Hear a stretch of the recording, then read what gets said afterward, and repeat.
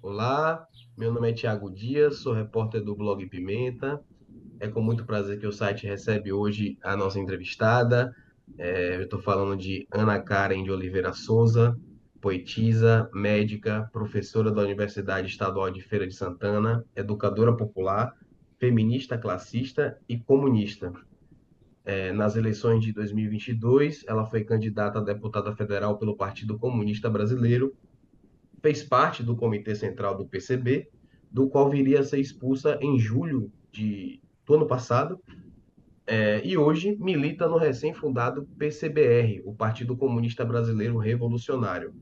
Apesar do nome, em termos legais, o organismo ainda não cumpre os requisitos de uma agremiação partidária, mas já está presente em 21 estados brasileiros, além do Distrito Federal. Bom, essa é uma boa introdução. Ana, eu peço que você fique à vontade para complementar a sua apresentação no que achar necessário e nos diga primeiro qual é o seu papel dentro do PCBR. Primeiro, bom dia, Tiago, e a todos os ouvintes, as pessoas que vão acompanhar essa atividade. Agradecer ao Bloco do Pimenta pelo convite de estar aqui, saudar também aí todas as pessoas que estão na produção e na organização do blog. Então, no período do racha, como você já bem pontuou, eu fazia parte do antigo Comitê Central do PCB. Nesse período, eu assumi a Secretaria Política do Coletivo Feminista Classista na Montenegro, que tinha uma abrangência nacional, vinha no processo de organização aí das mulheres comunistas e das mulheres trabalhadoras dentro do país e também com um conjunto de relações internacionais. Quando acontece o processo do racha, nós vimos com um conjunto de divergências com algumas pessoas, com a maioria do que ficaram no Comitê Central, a partir das resoluções que nós tínhamos tido no 16º Congresso. Então, quando nós rachamos um conjunto de militantes, eles começam a fazer um debate em quais os caminhos seguir. Compreendemos que nenhum ali iria abandonar a luta comunista, pelo contrário, víamos a necessidade de potencializar os nossos trabalhos. Nesse período, é formada uma comissão nacional provisória. Essa comissão nacional provisória vai ser legitimada na nossa primeira plenária nacional, e já com diversos militantes, na verdade, milhares de militantes que vinham em processo de expulsão dentro do país. Eu estava nessa coordenação nacional provisória, e agora, né, nesse último mês, nós tivemos o nosso congresso há uma semana, e eu faço parte do novo Comitê Central eleito, agora congressualmente, no 17º Congresso Extraordinário do PCB-RR, que se tornou o PCBR. Nós vamos poder falar um pouco aí dessa nova organização, que não é nova, já que nós trazemos e reivindicamos o legado do movimento comunista nacional e internacional, e consideramos que é fundamental ter em mente toda a história que nós já atravessamos, que nós construímos dentro do país, apontando os nossos acertos e erros, bem como refletindo sobre ela, para traçar também novos caminhos. Ana, eu peço que você nos informe o que de mais importante, assim, quais foram as principais decisões tomadas no Congresso, no 17º Congresso Extraordinário. Então, quando nós saímos, nós fomos expulsos do PCB, nós vimos com um conjunto de divergências que elas, inclusive, foram trabalhadas no DSS. Muitas das polêmicas que nós traçamos, nós ganhamos, assim, nós, vírgula, né? O conjunto da militância, né, que estava vendo alguns erros na nossa linha, ganhou várias das teses que se tornaram-se resoluções do 16º Congresso, porém, efetivamente, o próprio Comitê Central não deu andamento nessas resoluções, o que também foi um dos motivos das várias disputas.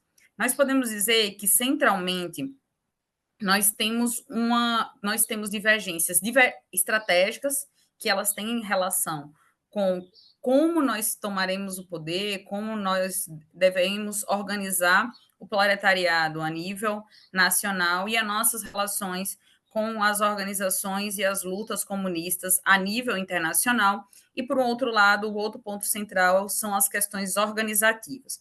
Vou começar pelas questões estratégicas, depois, no segundo momento, vou entrar nas questões organizativas.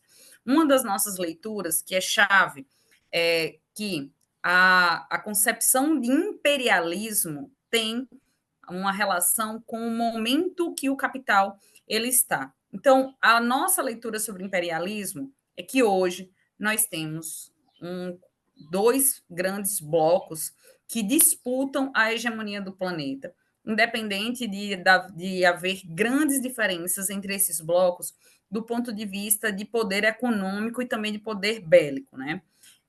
Esse pontuamento ele é muito importante porque, em geral, nós vimos como imperialista apenas os Estados Unidos, ou os Estados Unidos e a Europa, mas não é só Estados Unidos e a Europa. Hoje, a China e a Rússia têm expandido o capital, e não só têm expandido esse capital dentro da própria nação, esse capital também tem se expandido e disputado a classe trabalhadora, recursos energéticos, terras em outros locais do planeta, como a África, América Latina e dentro da própria Europa. Isso faz haver uma disputa cada vez mais entre esses blocos, capitaneado principalmente por Estados Unidos e União Europeia de um lado e por um outro, principalmente pela China e pela Rússia, mas que também nós temos outros países aí dentro desse bloco, como o próprio Brasil, que entre essas disputas também tem gerado guerras que nós consideramos guerras interimperialistas. Por exemplo, a guerra que hoje se desenvolve dentro da Ucrânia. Nós não acreditamos que a Rússia ela é um país simplesmente capitalista ou que a Rússia ainda tem qualquer elemento socialista, né? A nosso ver, na Rússia já existe ali uma disputa de terras, de território, de classe trabalhadora, e que esse capital russo, apesar de muito menor, inclusive, do que o capital chinês, também tem se expandido. Nesse sentido, a nossa organização cada vez mais é apontada para a organização do proletariado internacional, o proletariado que está dentro desses países, não nenhuma aliança com os governos, né? Isso parece que não é difícil de ser falado, porque nós temos hoje à frente da China um partido que é um partido comunista, né? Que se declara comunista, mas um dos elementos chaves, inclusive, do Congresso foi a leitura sobre a China e a nossa compreensão dentro desse Congresso ali é que se desenvolve dentro do mundo uma guerra interimperialista, apesar de compreendermos que esse bloco que é concentrado entre a China, Rússia e outros países, ela ainda está em um momento que nós lemos como subimperialista. Isso do ponto de vista estratégico e do ponto de vista de leitura do capital. Essa relação vai determinar, por exemplo, a nossa relação com os diversos partidos comunistas no mundo, sendo que a maioria deles hoje são partidos reformistas, que inclusive estavam se concentrando em uma plataforma que se chama PMAI, Plataforma Mundial Anti-Imperialista, e, por outro lado, existe um bloco dos partidos comunistas que nós consideramos que tem olhado e tem apontado uma necessidade de uma reconstrução revolucionária do polo comunista no mundo, sem nenhuma conciliação com os governos burgueses ou com os governos sociais-democratas que têm administrado o capital. Por outro lado, a questão muito importante é que nós nos consideramos um partido marxista-leninista. E considerarmos o partido marxista-leninista significa que nós compreendemos a centralidade da liberdade de crítica e da unidade de ação.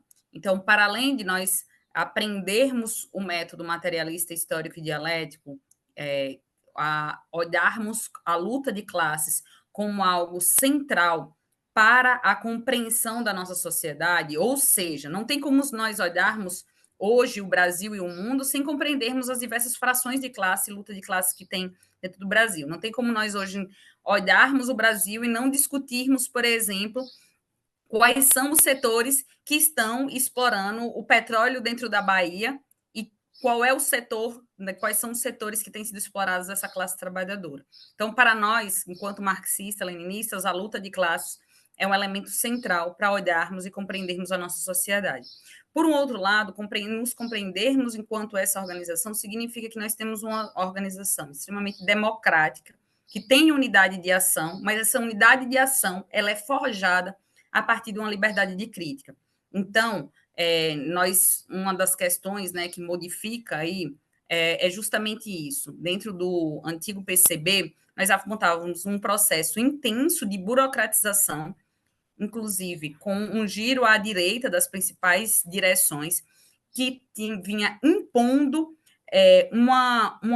um conjunto de federações dentro do Brasil que estava muito relacionadas com cada comitê regional, ou seja, ao invés de nós termos um partido nacional que faz uma leitura crítica, que tem capacidade, inclusive, para olhar as diversas nuances que tem a nível nacional e consegue se projetar enquanto um organismo que consegue se inserir entre a classe trabalhadora, nós tínhamos uma disputa entre várias comitês regionais que estavam em vários estados, que cada um queria fazer de uma determinada forma, de determinado jeito, muito ligado a um certo caciquismo, né?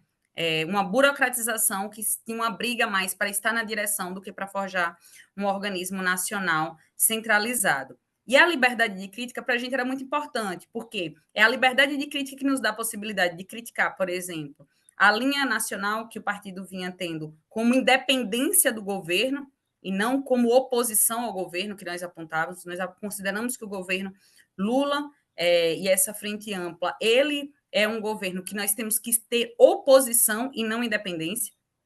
Independência, vários setores aí, inclusive partidos pequenos burgueses, dizem que tem independência ao governo. Veja bem, nós consideramos que hoje esse atual governo é um governo de conciliação de classes que tem avançado cada vez mais à direita do ponto de vista das relações com a classe trabalhadora, inclusive da retirada de direito da classe trabalhadora com políticas que são políticas neoliberais, aprofundando, sim, o capital e com um claro benefício a setores da burguesia, como o agronegócio e os setores financeiros. Então, veja bem, se nós não temos liberdade de crítica para chegarmos e poder apontar para além do Congresso que as políticas que o nosso Comitê Central naquele momento, elas estavam indo a reboque do governo, a reboque de outros partidos que têm se alinhado ao PT, nós não temos condições de fazer uma política nacionalizada e unificada que tenha um corpo de organização que dê um direcionamento de oposição de esquerda, que era isso que nós apontávamos, né? O governo do PT, ele vai cada vez mais aprovando, né, como, por exemplo, a privatização dos presídios, o novo teto de gastos, que reproduz as limitações orçamentárias anteriores, inclusive, em alguns pontos, cria novos gargalos e novos mecanismos que apontam, inclusive, uma possibilidade de se cortar o teto dos gastos. Então, veja, um dos elementos centrais que nós estamos apontando nós somos oposição ao governo, mais duas, nós temos liberdade de crítica e unidade de ação, e isso, para o nosso ver, é muito importante na nossa leitura sobre o atual momento e a conjuntura dentro do Brasil. Tivemos outras várias resoluções que são muito importantes, elas no próximo mês, aí algumas semanas, elas devem ser liberadas. Aqui nós poderíamos ficar um tempinho falando das principais polêmicas dentro do Congresso. E a outra grande polêmica, eu tinha apontado que foi a estratégia, primeiro, né, e a relação com o imperialismo a nível nacional e internacional, a questão de ser um partido marxista-leninista. Só um parêntese. Uhum. Dentro dessa resolução estratégica sobre a relação internacionalista, uma das conclusões é que a China exerce uma influência imperialista na América Latina e, portanto, no Brasil? Então, nós classificamos esse bloco como um bloco subimperialista, mas sim, o subimperialista significa que há um movimento imperialista, inclusive também na América Latina e dentro do Brasil. Essa classificação é uma classificação que vai ser pensada pelo Rui Mauro Marini, inclusive em uma das leituras mais fantásticas sobre o capital e seu desenvolvimento desigual e combinado em diferentes partes do mundo. E então essa é uma leitura assim de que sim existe uma posição que ela era imperialista, mesmo que a gente ainda compreende que ela é subimperialista devido à relação, inclusive, que tem dentro do capitalismo global, né? Apesar de hoje compreendermos que a China, ela cada vez mais ela avança para uma concentração e monopolização maior do capital dentro do seu território e avançando em outras partes do mundo. Sim, sim. Beleza. Eu tenho aqui mais uma, então, que é a seguinte. Ana, dos últimos 30 anos, né, 35 anos, desde da refundação do nosso Estado, né, em 88, com a Carta, com a Constituição, o Brasil vive uma hegemonia liberal e a esquerda, também, que é hegemônica no seu campo, ela é liberal, né? Eu vejo essa definição sendo feita por, por correligionários seus. Não sei se você também faz, mas eu tenho essa impressão. E o PCBR, né? Ele tem um propósito de recolocar no horizonte político brasileiro, e para começar da esquerda, a revolução. É uma tarefa árdua. Quais são os instrumentos, quais são os caminhos, os esforços que vocês já vislumbram que deverão ser feitos e trilhados para recolocar a palavra revolução em pauta na esquerda brasileira? É uma pergunta muito importante e bem crucial, né? Primeiro, sim, nós temos acordo que o PT ele é um partido social liberal cada vez mais cooptado aos mecanismos de Estado e servindo ao capital e ao avanço do capital dentro do Brasil e também em outros países do mundo. Nós temos essa leitura, sim, isso é bem importante. Esse apontamento em como isso aparecer nos diversas organizações, eu acredito que o primeiro, né, nós temos que ter um objetivo que é como aglutinar as forças e a classe trabalhadora a nível nacional. Acho que antes mesmo de nós pensarmos os partidos, porque é isso, para nós termos um respaldo entre os partidos, o central, primeiro, é ter força entre a classe trabalhadora.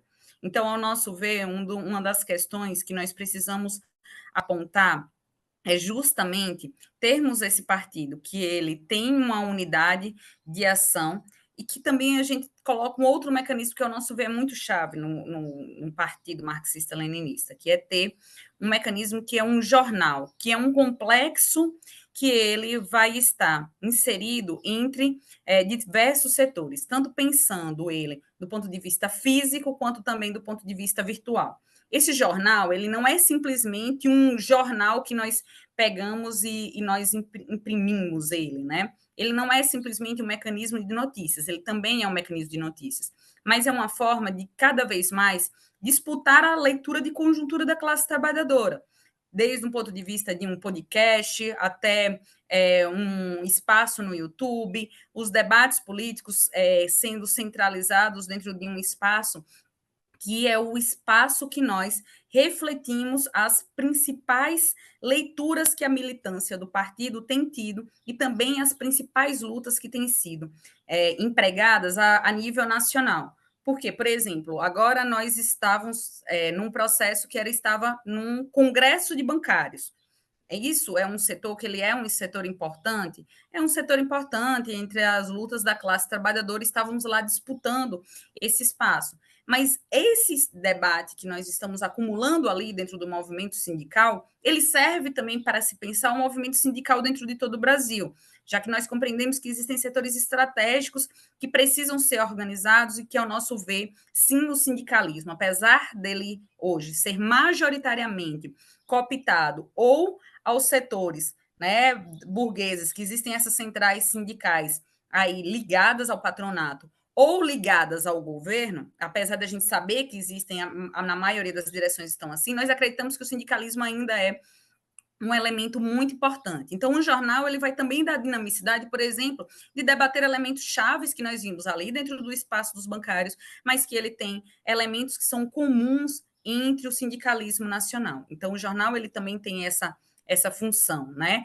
de reprodutor das lutas, de apontar caminhos, mas não é para ficar guardado dentro de um ou dentro da gaveta, ou então simplesmente ser acessado por poucas pessoas. Nós temos pensado esse complexo cada vez mais dinâmico, pensando em diversos setores que devem estar aí incorporando esse trabalho, que é esse trabalho das mídias e do jornal, mas também compreendendo as diversas lutas que perpassam a nossa classe. O jornal ele é um caminho central, mas também nós estamos inseridos, por exemplo, dentro do movimento estudantil secundarista. Na próxima semana nós vamos estar aí no CONUBS.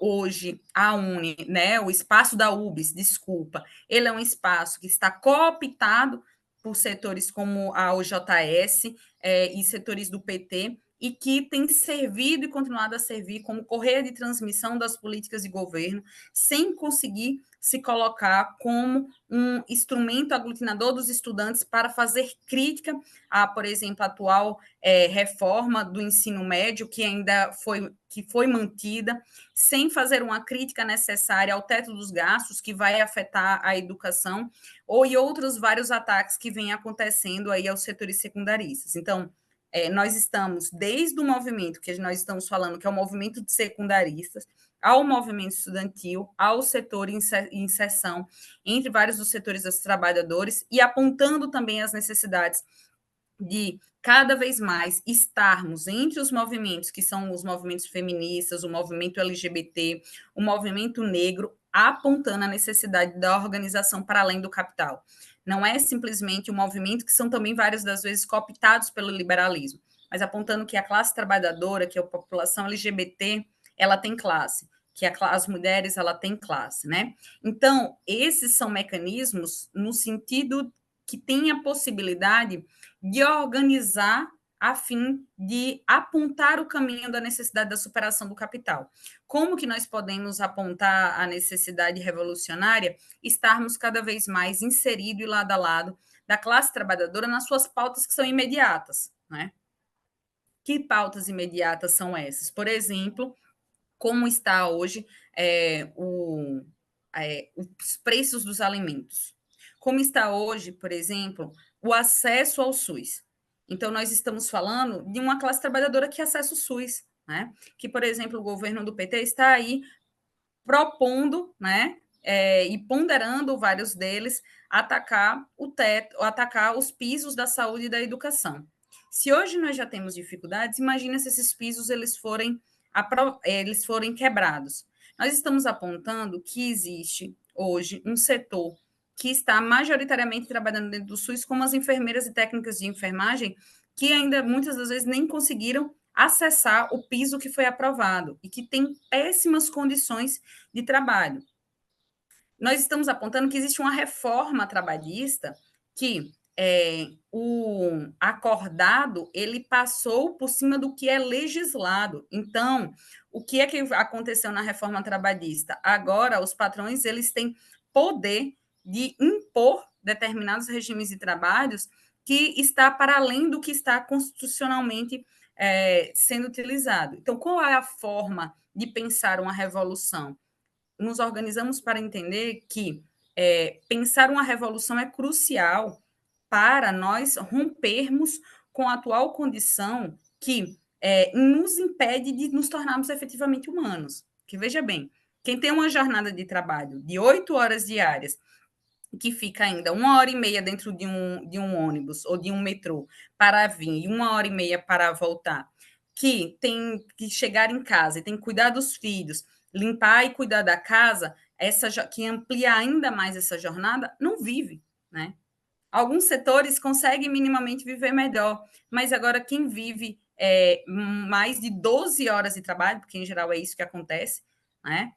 A condição de viver, de existir efetivamente, é muito ruim. Inclusive, nós estamos em condições que, se nós formos pensar algumas jornadas de trabalho, é muito semelhante ao período da Revolução Industrial, do início da Revolução Industrial. A necessidade de uma revolução está, inclusive, nas consequências climáticas que o capitalismo tem imposto no mundo. Nós acabamos de ver o que aconteceu dentro do Rio Grande do Sul. O que aconteceu no Rio Grande do Sul e todas as enchentes, que não só aconteceu no Rio Grande do Sul, elas estão acontecendo em vários locais do país, elas são consequências da exploração da natureza, da destruição da natureza, da exploração dos recursos minerais de forma extremamente acelerada, que o capital ele tem imposto. É possível que ou a classe trabalhadora ela se reorganiza para tomar o poder em suas mãos, e é por isso que a gente aponta que é revolucionário, inclusive organizando o trabalho de uma outra forma, porque a gente sabe muito bem que hoje nós trabalhamos com essa jornada imensa, porque a gente precisa dar lucro para os capitalistas, que hoje tem capitalistas aí, né, pensando em ir para outros países, enquanto nós vivemos com miséria. Nós sabemos muito bem que a condição que hoje nós temos de desenvolvimento tecnológico já tem possibilidades de nós trabalharmos em horas, com quantidade de horas muito menores do dia. Por exemplo, trabalhar cada um 3 horas por dia. É isso? É. E todo mundo se satisfazer? É isso mesmo. Só a gente não precisa dar lucro para esses multimilionários que hoje, né, comandam o mundo e que têm território também dentro do Brasil, né? Tem lugar dentro do Brasil. Então, como apontar o horizonte revolucionário? Se tornando um partido que efetivamente consiga aproximar, organizar a classe trabalhadora e ganhar a hegemonia dentro de outras organizações para apontar, vocês que estão aí conciliando, cada vez mais só tem cooptado a classe, tem servido ao capital, enquanto temos condições efetivas de organizar, pensando, sim, rumos revolucionários, porque foi isso que no século passado deu a condição de vários dos direitos da classe trabalhadora avançarem, porque foi a Revolução Russa que possibilitou isso em vários lugares do mundo, né? Se a gente for debater aqui a Revolução Russa, a gente pode falar o quanto que ela foi importante para a luta por direitos a nível internacional. Sim, sim, a Revolução Russa, por exemplo, teve papel determinante depois, né, o Estado soviético na libertação de países africanos, por exemplo, né? E a gente chega agora num assunto que eu acho que vale a pena, aproveitando o gancho, né? Que como é que você avalia a recepção que, de grosso modo, a esquerda faz do drama, do terror vivido pelo povo palestino hoje? Falta solidariedade. A gente tem na universidade, por exemplo, tem contato com muitos discursos sobre a necessidade de descolonizar a mente, as práticas, a cultura. E me parece que agora, diante de um caso típico, clássico de opressão colonial, isso não nos comove. Eu me incluo nisso aí porque, de alguma forma, tem uma questão geracional também. O PCBR, você, o que é que vocês têm discutido sobre isso? Então, primeiro que desde o início nós estamos aí em todas as atividades de solidariedade a nível nacional, nos comitês de solidariedade à Palestina. Inclusive, nós temos uma parte do nosso jornal que ainda está no meio virtual, no nosso site, que é no Em Defesa do Comunismo, que ele é reservado para tentar atualizar com notícias que não sejam notícias da mídia hegemônica, falando sobre o conflito, apontando também as organizações que estão lá, para não ficar na estigmatização da mídia burguesa, mas, sobretudo, também tentando estar em todas as atividades de solidariedade a nível nacional e internacional, e se colocando, né, a favor da posição hoje que existe em relação a o que é e qual é o conteúdo daquele conflito, apontando que ali sim é um avanço colonialista, inclusive, né, com todos os elementos hoje que a gente pode perceber de um genocídio do povo palestino, sendo que o sionismo, né, ele surge como um projeto que, ao nosso ver, ele é um projeto étnico, racial, inclusive extremamente xenófobo, de extermínio de um povo para a ocupação do seu território. Se nós formos pegar esses dados historicamente, nós vamos perceber, né, que o projeto sionista, que é um projeto nacionalista e colonialista, ele foi pensado para ser empregado em outros locais do mundo, né? Mas foi depois, em um determinado momento, vai ser escolhido o território, que é o território hoje da Palestina. Então, ali, a propaganda sionista de uma terra sem povo para um povo sem terra, ela é uma mentira, porque dentro do território da Palestina existia, sim, já um povo que estava ali, que vivia ali, que cultivava sua cultura e tinha todos os elementos, né, organizativos de uma vida em sociedade.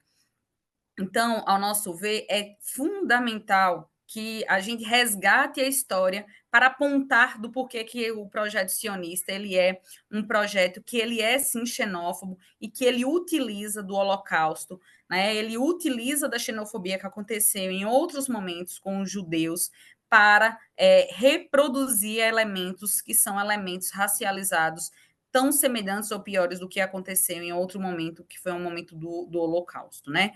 Então, a gente retomar isso é também apontar a necessidade urgente, não só de solidariedade, mas uma posição, tanto da esquerda quanto do governo, de total rompimento com Israel.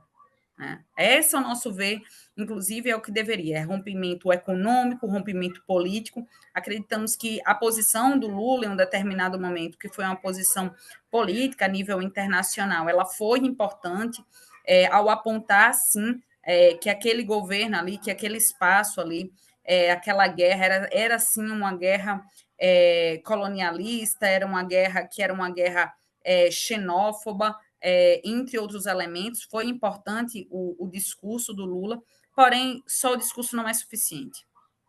Né? A gente precisa fazer uma pressão contra Israel.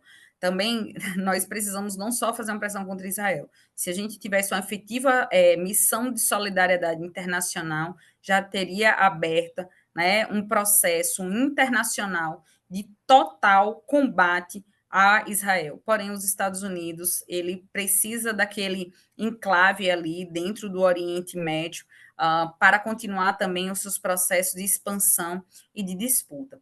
A esquerda, ela é muito diversa, né? Isso é a realidade, infelizmente. Nós temos uma esquerda que é o que é chamada de esquerda, por exemplo, do PT, que é bastante liberal, mesmo que tem, sim, prestado solidariedade à Palestina, e nós temos setores também da esquerda que não reconhecem ali a importância, infelizmente, né, de prestar, não só prestar toda a solidariedade, mas também fazer campanhas contínuas ali sobre contra o genocídio. E a gente vê, isso é muito bom você trazer, né? Porque assim, todo mundo se coloca como decolonial, anticolonial, mas onde está, inclusive, esses setores universitários que se colocam à esquerda, como que eles têm se posicionado contra o que está acontecendo dentro da Palestina? Pouco tem se posicionado. E a nossa solidariedade ainda tem sido irrisória para aquele ataque, para a dimensão do que hoje, do genocídio que hoje acontece ali contra o povo palestino. Vocês pretendem se organizar com um partido, do ponto de vista institucional mesmo, cumprindo o que a legislação eleitoral pede para, eventualmente, por exemplo, disputar eleições. Esse é um dos objetivos. Então, nós nos consideramos já um partido, né? Ao nosso ver, um dos elementos centrais para ser um partido é ter um mecanismo que pense essa coesão nacional e que se coloca como um organismo que tem essa unidade de ação, apesar da liberdade de crítica, para pensar e para projetar, né, um projeto de organização da classe trabalhadora. Isso para a gente é o central. Do ponto de vista eleitoral, nós ainda estamos dentro de um processo de estudo como vai ser esse próximo período. Por quê? Nós vamos ter um conjunto de questões para tratar, né? Nós acreditamos que nós não precisamos disputar a legenda do PCB, apesar de nós acreditarmos que nós estamos aí disputando o legado histórico das lutas comunistas, como já foi falado anteriormente.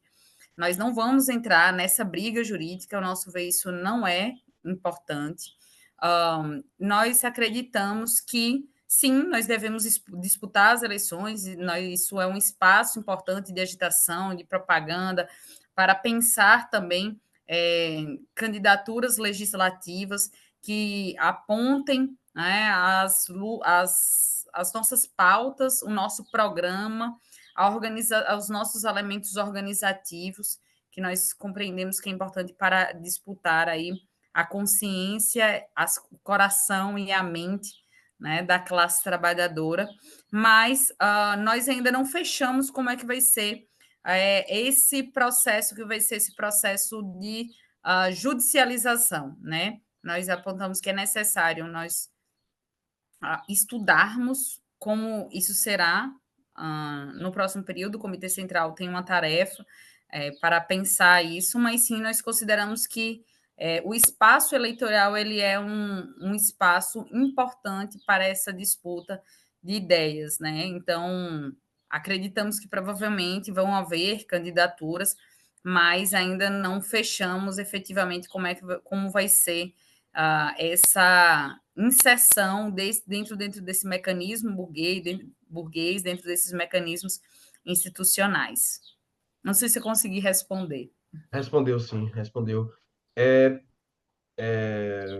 a vitória do presidente Lula teve, é, foi sustentada por vários setores, né? E um deles foi a educação. Acho que a educação teve né, um papel. Se as pessoas da educação votarem em peso no presidente Lula. Aqui na Bahia também é comum que os movimentos ligados à educação, dos professores, votem junto com o PT. Mas, recentemente, no governo federal, está havendo começou a haver uma dificuldade de interlocução, foi deflagrada uma greve, e você tem a experiência de ser professora de universidade do Estado, né, de universidade estadual. Como é que você vê a relação do governo da Bahia sob o PT com as universidades estaduais e agora do terceiro governo do presidente Lula com as universidades federais e os institutos federais? O que é que você tem? Qual é o balanço que você faz disso? Então, nós temos feito esse balanço dentro do movimento docente, tanto a nível estadual quanto a nível nacional, já há alguns anos. Dentro da Bahia, houve um processo muito semelhante ao que acontecia com o carlismo anteriormente. É duro dizer isso, mas infelizmente é o que aconteceu do ponto de vista das questões trabalhistas.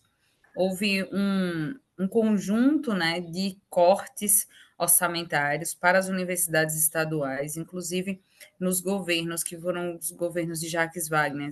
Havia superávit primário dentro do Estado, ou seja, havia uma sobra de recursos dentro do Estado, que muitas das vezes eram repassados para os setores bancários e para investimento dentro da dívida, das dívidas públicas que também acontecem, também tem dentro dos estados, enquanto nós tínhamos várias das universidades com déficits nas políticas de assistência e permanência estudantil, um quadro de professores que exigiam a contratação em regime exclusivo, né? Ou seja, que estivesse totalmente voltado para as universidades, o que ainda é uma demanda do movimento docente.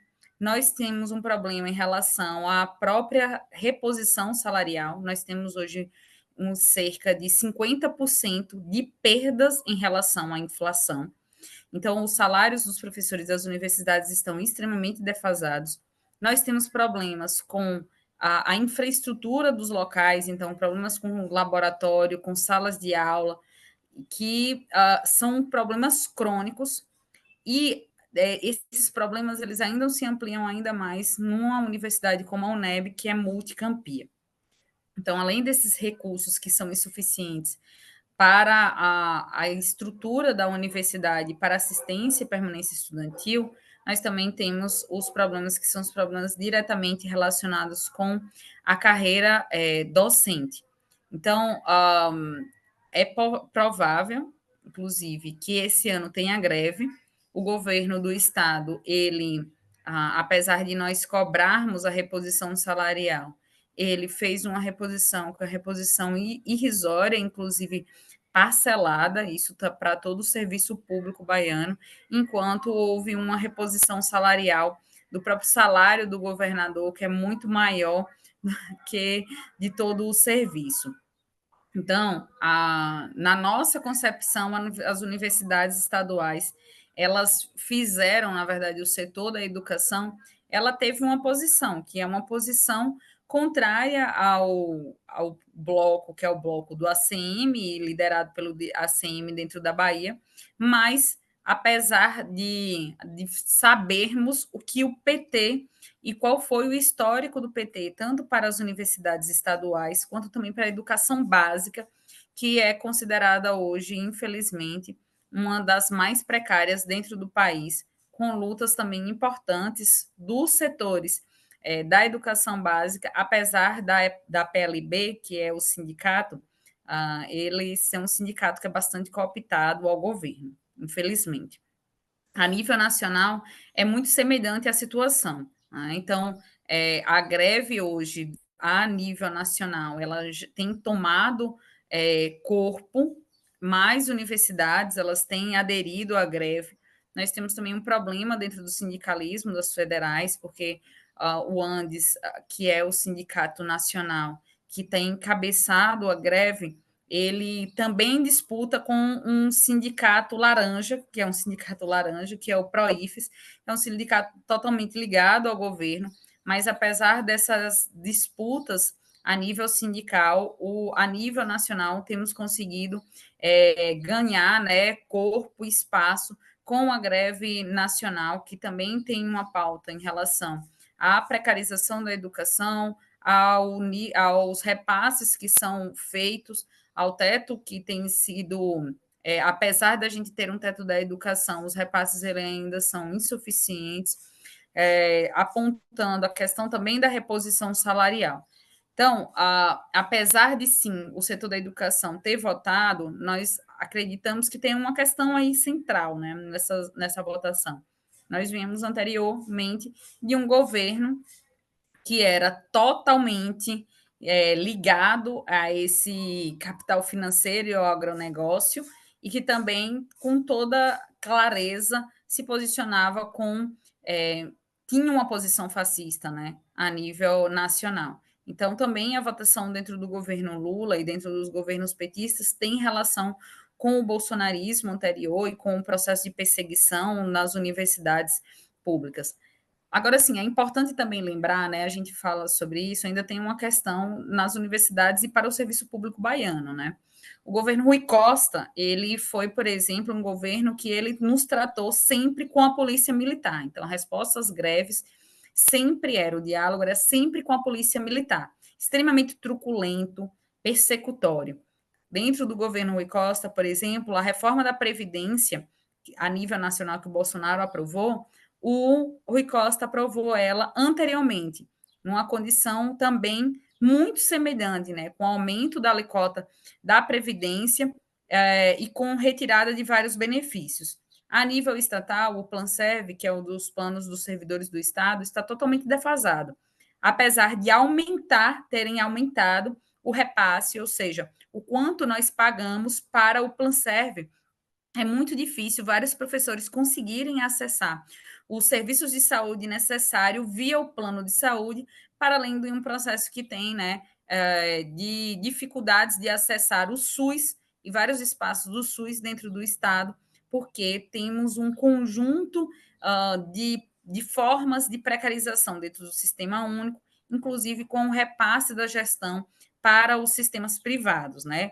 O governo do Estado, ele tem uma política que é aquela mesma política anterior, ele vai lá, pega, estrutura o serviço público com dinheiro público e depois repassa para a gestão da iniciativa privada, mantendo várias das limitações em relação às contratações que têm sido feitas principalmente via cooperativas dentro do SUS, que têm tido dificuldades de pagamentos, que não garantem direitos trabalhistas. Então, nós temos um processo que é muito importante de privatização da saúde via os processos de terceirização com precarização dentro dos governos petistas.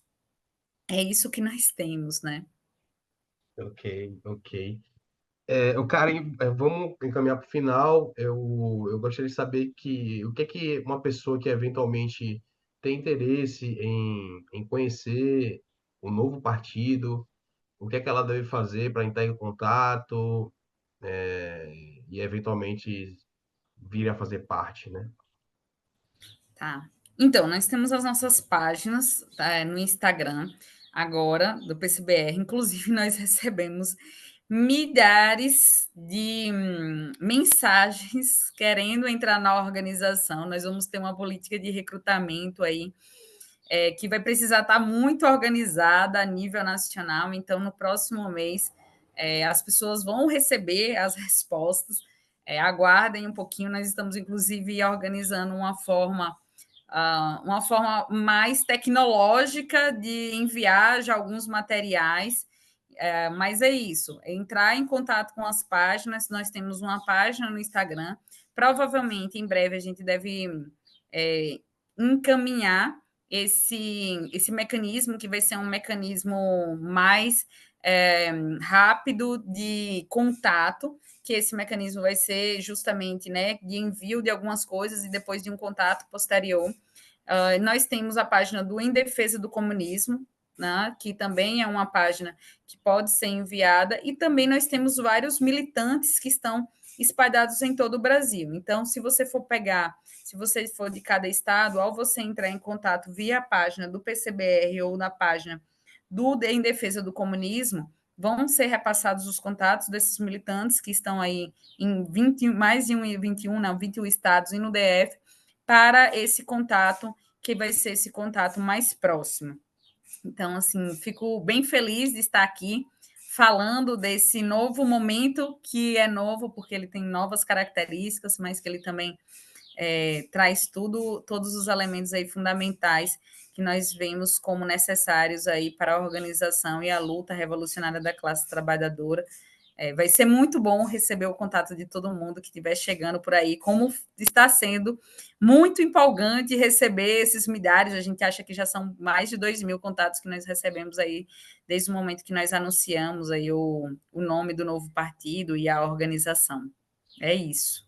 Tá, beleza, Karen. Eu agradeço em nome do Blog Pimenta, pelo seu tempo, pelas informações, pela disponibilidade também de conversar com a gente. E foi um prazer, muito obrigado mesmo. Acho que foi bem didático do que significa, do que vocês propõem. Espero que você tenha gostado também da conversa. Gostei bastante, adorei o convite. Estamos aí à disposição para outros espaços, para outros momentos, para outros debates que sejam necessários. Um abração para todo mundo que vai nos ouvir aí, também para todas as pessoas que estão aí na direção e organização do programa. Tá? E hasta la vitória sempre. Porque a Valeu. perspectiva, né, revolucionária, ela é a juventude do mundo e as possibilidades concretas de transformação e de superação dessa barbárie capitalista.